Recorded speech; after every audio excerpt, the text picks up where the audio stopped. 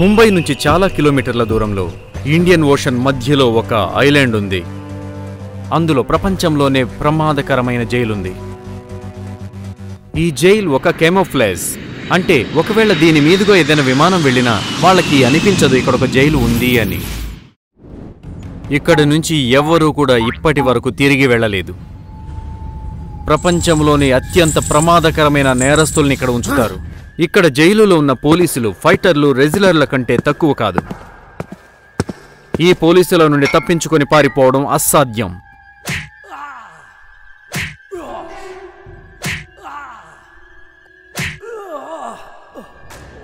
ఒకవేళ ఎవరైనా పొరపాటున జైలు నుంచి తప్పించుకున్న ఐలాండ్ చుట్టుపక్కల ఉన్న షార్కులు, ప్రమాదకరమైన ఓషన్ యానిమల్స్ పారిపోయిన వాళ్ళని పట్టుకు మింగేస్తాయి.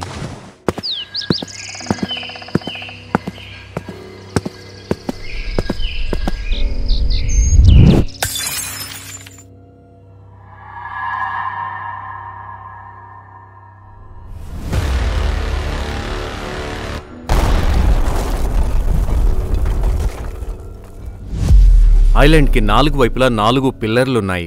అవి మౌంటైన్స్ లాగా కనిపిస్తాయి, కానీ నిజానికి ఇవి కాపలా కాయడానికి ఉంచారు.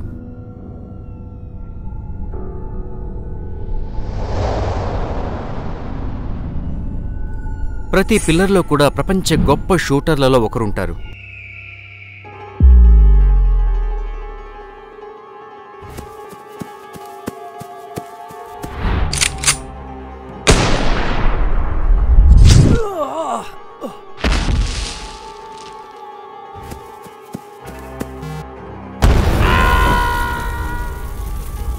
ఐలాండ్ కార్నర్స్లో మ్యాన్ మైన్స్ కూడా పెట్టి ఉంచారు. దాని మీద కాలు పెట్టగానే అవి బ్లాస్ట్ అయిపోతాయి. ఇప్పుడైతే మీరు అర్థం చేసుకోవచ్చు ఈ జైలు నుంచి తప్పించుకోవడం ఎంత కష్టమని. ఈ జైలు బయట నుంచి ఎంత ప్రమాదకరమో లోపల నుంచి కూడా అంతే ప్రమాదకరం. ఈ జైలు యొక్క మెయిన్ ఇన్ఛార్జ్ డిటెక్టివ్ సొసైటీ యొక్క చీఫ్.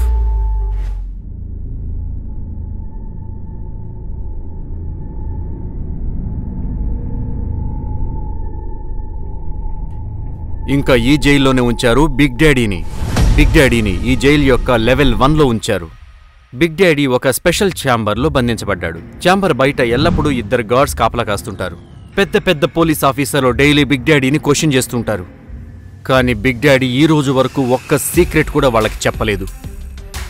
పోలీసులు అన్ని రకాలుగా బిగ్ డాడీని టార్చర్ చేశారు.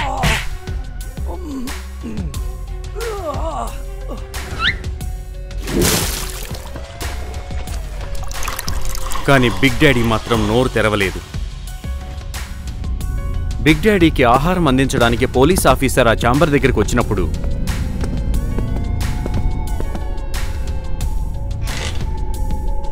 బిగ్ డాడీ ప్రతిసారి పోలీస్ ఆఫీసర్తో అంటాడు, this is my last lunch, today I will break jail. దాంతో పోలీసులు ఇంకా గార్డులు అతన్ని చూసి నవ్వుతుండేవాళ్ళు, బిగ్ డాడీ పిచ్చివాడైపోయాడని.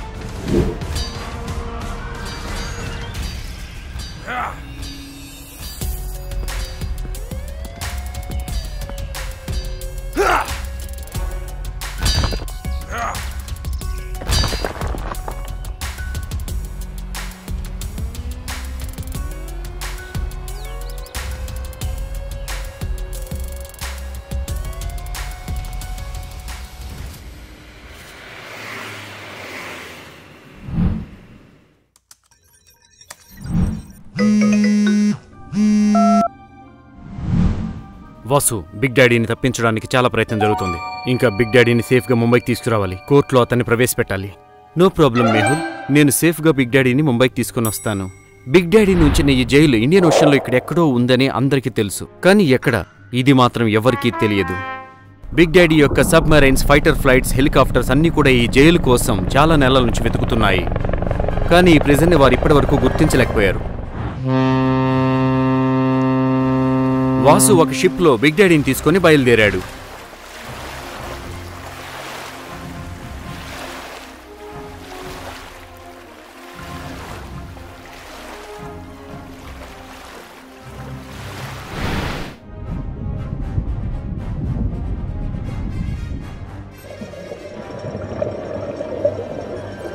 అప్పుడే బిగ్ డాడీకి చెందిన ఒక సబ్మెరైన్ షిప్ని లొకేట్ చేస్తుంది. అది ఒక మిసైల్ని ఫైర్ చేస్తుంది. అది నేరుగా వెళ్ళి షిప్కి తగులుతుంది.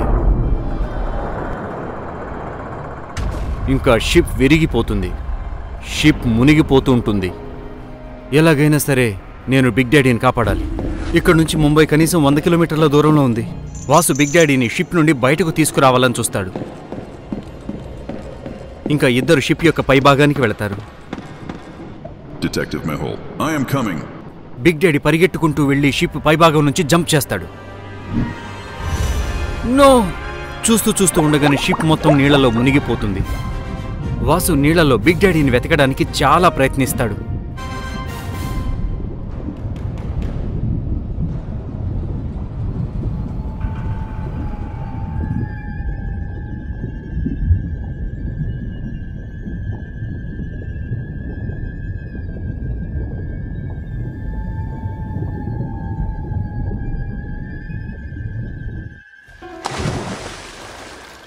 నో!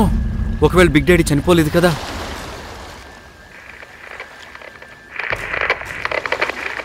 నేను ముంబై పోలీస్ ఇంకా మెహుల్తో కూడా కాంటాక్ట్ చేయలేకపోతున్నాను. నేను ఎలాగైనా సరే ముంబై చేరుకోవాలి. వాసు ముంబై వైపుగా ఈదుకుంటూ వెళుతుంటాడు. ఏ క్షణమైన వాసు బిగ్ డాడీని తీసుకొని ఇక్కడికి వచ్చేస్తాడు. మనం చాలా సీక్రెట్గా అతన్ని కోర్టుకు తీసుకెళ్ళాలి. అప్పుడే మెహుల్కి ఒక షేడ్ వాకర్ నుంచి కాల్ వస్తుంది. అతను మెహుల్కి చెప్తాడు, షిప్ మునిగిపోయింది. ఇంకా బహుశా వాసు ఇంకా బిగ్ డాడీ చనిపోయి ఉండొచ్చు. ఇలా పాసిబుల్ కాదు, ఏదో జరిగింది. అది నువ్వు సిగ్నల్స్ని ట్రాక్ చేయడానికి ప్రయత్నించు. ఇంకా ఏమైందో తెలుసుకో. నేను నేవీతో పాటుగా షిప్ మునిగిపోయిన చోటుని లొకేట్ చేయడానికి వెళ్తాను.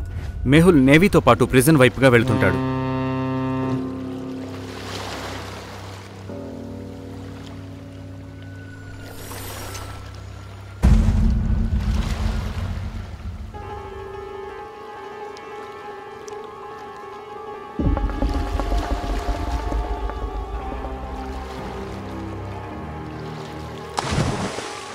ఇంకా వాసుని రక్షిస్తాడు.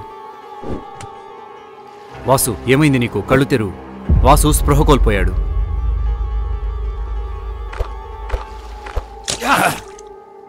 వాసు, బిగ్ డాడీ ఎక్కడ? ఏమైంది అతనికి? నేను అతన్ని చాలా వెతికాను, కానీ అతను దొరకలేదు. Interesting, very very interesting. Big Daddy అంత సులభంగా చనిపోడు.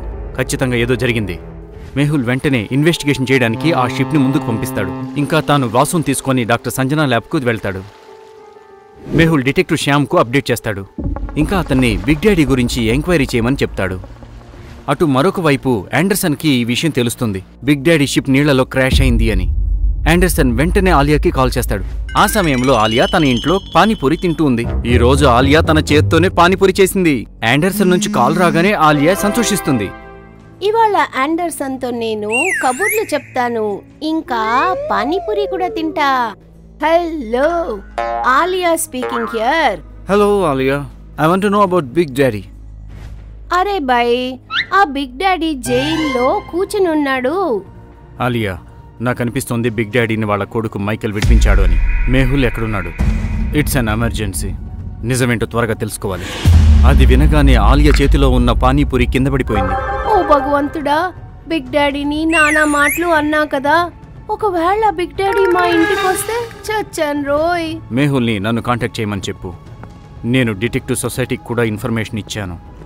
ఆలియా వెంటనే తన ఇంటి తలుపులు కిటికీలు మూసివేస్తుంది. అప్పుడు ఆలియాకి మెహుల్ దగ్గర నుంచి కాల్ వస్తుంది. సార్ సార్, మెహుల్ సార్, నన్ను కాపాడండి సార్. అదేంటంటే, ఆలియా, ఏం చేసావు నువ్వు? ఎక్కడున్నావు నువ్వు? బిగ్ డాడీ జైల్లోంచి బయటకు వచ్చేసాడు. తిన్నగా నన్ను చంపడానికే వస్తాడు ఇప్పుడు. అరే ఆలియా, నువ్వైతే నన్ను నిజంగా భయపెట్టేశావు. ఇప్పటికింకా బిగ్ డాడీ గురించి ఎటువంటి కన్ఫర్మేషన్ లేదు, అతను బతికున్నాడా చనిపోయాడా అని. అటు బిగ్ డాడీ విషయం సిటీలో అగ్నిలా వ్యాపిస్తుంది. సిటీ అంతా పోలీసులు వేటాడేస్తూ ఉంటారు. ఆర్మీ ఇంకా నేవీ కూడా హై అలర్ట్లో ఉంటారు. ఎందుకంటే ముంబై ఎయిర్పోర్ట్లో పోలీసులకి ఒక లెటర్ దొరికింది. అందులో సిటీ మొత్తాన్ని బాంబులతో పేల్చివేస్తామని బెదిరింపు ఉంది. ఎమర్జెన్సీ సమయంలో డిటెక్టివ్ సొసైటీలోని చాలా మంది సీక్రెట్ హోటల్లో చెక్ ఇన్ అవుతారు. అక్కడి నుంచి వాళ్ళు పరిస్థితిని అంచనా వేస్తారు. ఆలియా వెంటనే తన సామాన్ని సర్దేసుకుంటుంది. ఆలియా తన సామానంతా సర్దుకొని ఎప్పుడైతే తన ఇంటి నుంచి బయటకు బయలుదేరుతుందో ఎవరో టాక్సీ అతను ఇంటి బయట నిలబడి ఉంటాడు. అతని చేతిలో గన్నుంది. వీడు ఒకవేళ బిగ్ డాడీ మనిషా, నన్ను చంపడానికి వచ్చినట్టున్నాడు. ఆలియా వెనక నుంచి వెళ్తుంది. ఇంకా తన శాండిల్ తీసుకొని అతన్ని పిచ్చిగా కొట్టడం మొదలు పెడుతుంది. ఇదిగో, ఇది కూడా తీసుకో, ఇది కూడా తీసుకో.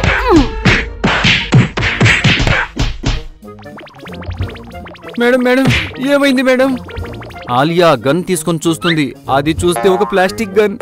మేడం ఇది ఒక ప్లాస్టిక్ గన్. నేను మా పిల్లల కోసం ఇది తీసుకెళ్తున్నాను. సారీ బ్రదర్, ఈ గన్ను నిజమైందనుకున్నా నేను.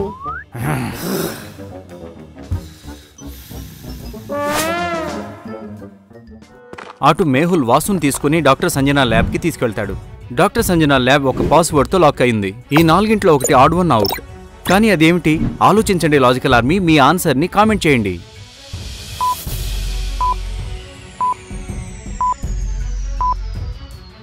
Burger, pizza, French fries not good for health. Juice హెల్త్కి మంచిది, న్యాచురల్ కూడా.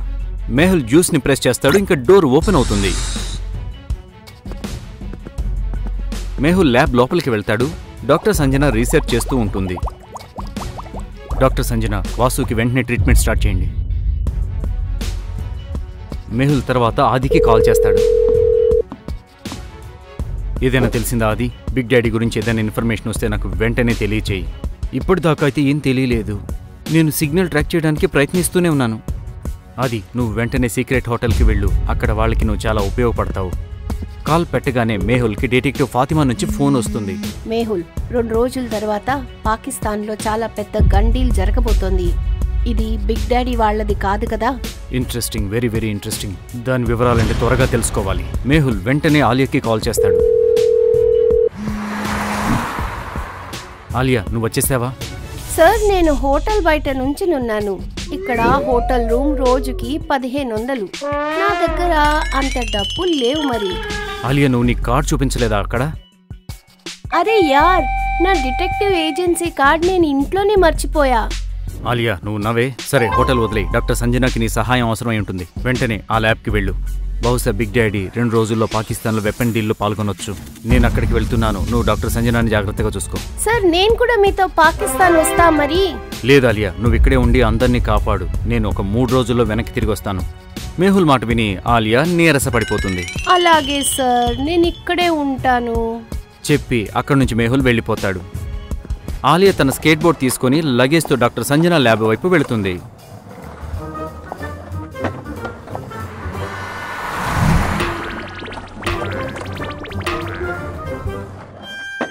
డాక్టర్ సంజన ల్యాబ్ ఎప్పుడూ లాక్ అయి ఉంటుంది. పాస్వర్డ్ ఈజీగా ఉండాలి భగవంతుడా, లేకపోతే నేను బయటే ఉంటా. ఈసారి పాస్వర్డ్ ఈజీయే. ఆలియా పాస్వర్డ్ సాల్వ్ చేసి ల్యాబ్ లోపలికి వెళుతుంది. అటు డిటెక్టివ్ టీమ్ ఆస్ట్రేలియాలో క్రికెట్ ఆడుతూ ఉన్నారు. టీమ్ తన పని నుంచి బ్రేక్ తీసుకుని 1 రోజులు హాలిడే కోసం వెళ్ళాడు. అందువల్ల టీమ్కి బిగ్ డాడీ గురించి ఏమీ తెలియదు. డిటెక్టివ్ ఫాతిమా టీమ్కు చాలాసార్లు ఫోన్ చేస్తోంది. కానీ టీమ్ యొక్క మొబైల్ బ్యాగ్లో సైలెంట్లో ఉంది.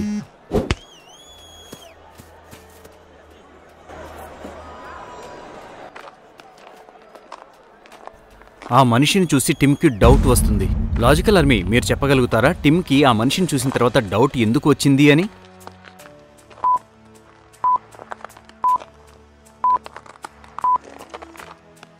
నిజానికి క్రికెట్ గ్రౌండ్లోకి గన్ తీసుకొని ఎవరొస్తారు? టిమ్ ఫైట్ చేయడానికి బ్యాట్ యొక్క గ్రిప్ని గట్టిగా పట్టుకుంటాడు. కానీ ఆ మనిషి టిమ్ దగ్గరికి వచ్చి ఒక కార్డ్ చూపిస్తాడు. టిమ్ వెంటనే ఆ మనిషికి సెల్యూట్ చేస్తాడు. Tim, leave your holidays, Big Daddy is missing. అటు మేహుల్కి పాకిస్తాన్కి వెళ్ళడానికి ఎమర్జెన్సీ వీసా దొరకదు. మేహుల్ తన ఏజెంట్ యొక్క సహాయంతో ట్రై చేస్తాడు. కానీ అతనికి వీసా లభించదు. మేహుల్ మామూలు దుస్తులు ధరించి ఇండియా పాకిస్తాన్ బోర్డర్ దగ్గరికి వెళతాడు. అక్కడ ఇండియన్ ఆర్మీ ఉన్నారు. I'm detective Mehul. నేను ఒక సీక్రెట్ మిషన్లో ఉన్నాను. నేను ఎలాగైనా పాకిస్తాన్లోకి వెళ్ళాలి. ఆర్మీ ఆఫీసర్ మేహుల్కి చెప్తాడు, ముందు పాకిస్తాన్ ఆర్మీ ఉన్నారు అని. ఒకవేళ వాళ్ళు చూశారంటే వాళ్ళు వెంటనే కాల్చిపాడేస్తారు. అప్పుడు మేహుల్ ఆర్మీ ఆఫీసర్కు డిటెక్టివ్ ఫాతిమా గురించి చెబుతాడు. Don't worry officer, detective Fatima నన్ను రిసీవ్ చేసుకుంటుంది.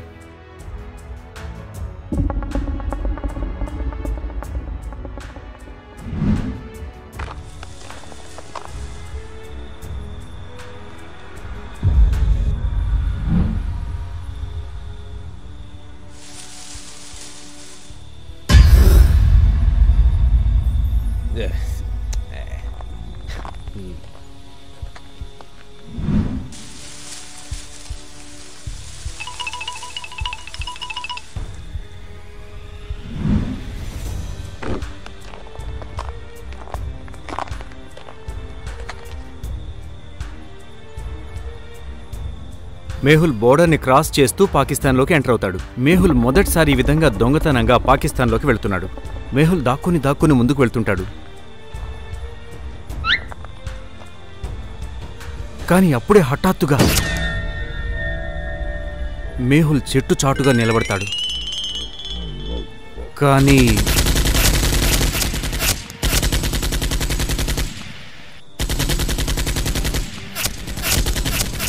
Please stop, I'm not terrorist. మేహుల్కి అర్థం కావట్లేదు ఇప్పుడు ఏం జరుగుతుంది అని. ఎందుకంటే ఒకవేళ అతను పాకిస్తాన్ ఆర్మీ ఎదురుగా వస్తే వాళ్ళు నేరుగా తోటాలతో పేల్చేస్తారు. మేహుల్ తన గన్ బయటికి తీస్తాడు.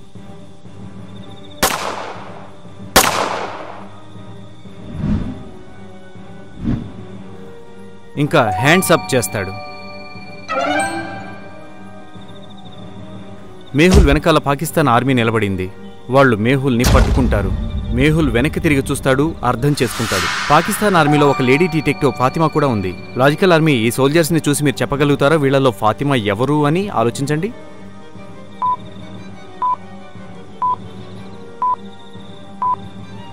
ఒక సోల్జర్ ఆన్ డ్యూటీలో స్పోర్ట్స్ షూస్ వేసుకుని ఉన్నారు. ఆమె detective Fatima. Hi Fatima, I'm detective Mehul. What a surprise detective Mehul. మీరు ముందే ఎందుకు చెప్పలేదు మీరు డిటెక్టివ్ మేహుల్ అని?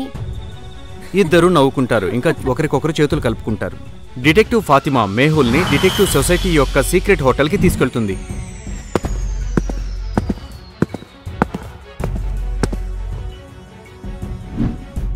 Room number 701 sir.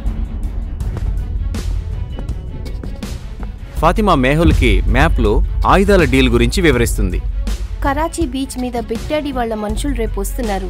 వాళ్ళని ఆన్ ద స్పాట్ మనం పట్టుకుంటే ఈ డీల్ క్యాన్సిల్ చేయొచ్చు. మనం ఎలాగైనా చేసి వాళ్ళని ఆపాల్సి ఉంటుంది. వాళ్ళని మనం పట్టుకోవాలి. బహుశా వాళ్ళ దగ్గర నుంచి మనకి బిగ్ డాడీ గురించి కొంత సమాచారం రావచ్చు. ఆ తర్వాత మేహుల్ ఒక షవర్ తీసుకుంటాడు. అతను బాగా అలసిపోయాడు. మాషాల్లా జనాబ్, మీరు అచ్చు పఠాన్లా ఉన్నారు. Pathan but not Shahrukh Khan. Oh no, నేను మేహుల్ సార్కి డిటెక్టివ్ ఆండర్సన్ గురించి చెప్పడం మర్చిపోయా. ఆలియా వెంటనే మేహుల్కి కాల్ చేస్తుంది. సార్, డిటెక్టివ్ ఆండర్సన్ కాల్ వచ్చింది. వీటన్నిటి వెనకాల మైకిల్ చెయ్యి ఉండొచ్చు అని అంటున్నాడు. Interesting, very very interesting. తర్వాత రోజు కరాచీ బీచ్కి మేహుల్ ఇంకా ఫాతిమా వెళతారు. అప్పుడు హఠాత్తుగా కరాచీ బీచ్కి 2 ఓడలు చేరుకుంటాయి. ఫాతిమా చూస్తే వీళ్ళు వచ్చినట్టున్నారు, కానీ వీళ్లే అని కన్ఫర్మ్ చేసుకోవడం ఎలాగా? లాజికల్ ఆర్మీ మీరేమైనా చెప్పగలుగుతారా? వాళ్లే వీళ్ళని వీళ్ళు కన్ఫర్మ్ చేసుకోవడం ఎలాగా?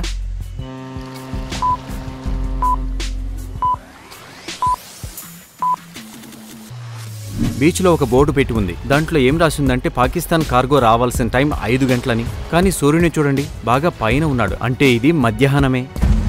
Interesting, very very interesting. అంటే బహుశా ఏదో జరగబోతోంది. అప్పుడే బీచ్లోకి ఒక బలిష్టమైన మనిషి వచ్చాడు. మియా, మీ వైఫ్ని తీసుకొని ఇక్కడి నుంచి త్వరగా వెళ్ళిపో. కనిపించట్లేదా షిప్ వస్తుందని? అలాగే భాయ్జాన్, కానీ షిప్ రావాల్సిన సమయం 5 గంటలు కదా, ఇప్పుడే ఎంత తొందరగా ఎలా వచ్చింది? పిచ్చనాయాల, ఎక్కువగా ఆలోచించుకో, త్వరగా ఇక్కడి నుంచి వెళ్ళు.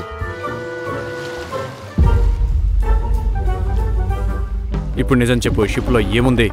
అప్పుడు ఆ మనిషి చెప్తాడు షిప్లో గన్స్ ఇంకా మందుగుండుందని, ఆ టీం వస్తున్నారు అని. మేహుల్ ఇంకా ఫాతిమాలు చెట్ల వెనకాల నిలబడి షిప్ రావడం కోసం ఎదురు చూస్తున్నారు. కానీ అప్పుడే మేహుల్ దృష్టి ఒక అమ్మాయి మీద పడుతుంది. ఆమె బుర్కా వేసుకొని బీచ్లో తిరుగుతూ ఉంది. ఎవరి అమ్మాయి? లాజికల్ ఆర్మీ, ఈ అమ్మాయి మన ఆలియానే. ఇంపాసిబుల్. ఆలియా బుర్కా వేసుకొని కరాచీ బీచ్లో ఒక మనిషితో పాటు తిరుగుతూ ఉంది. మేహుల్ ఆలియాని గుర్తుపడతాడు, కానీ ఆలియా మేహుల్ని గుర్తుపట్టదు. ఎందుకలా అయింది? లాజికల్ ఆర్మీ, తర్వాత ఏం జరుగుతుంది? బిగ్ డాడీ ఎక్కడున్నాడు? అసలు ఆలియా పాకిస్తాన్కి ఎలా వెళ్ళింది? ఈ విషయాలని మనం వచ్చే ఎపిసోడ్లో చూద్దాం.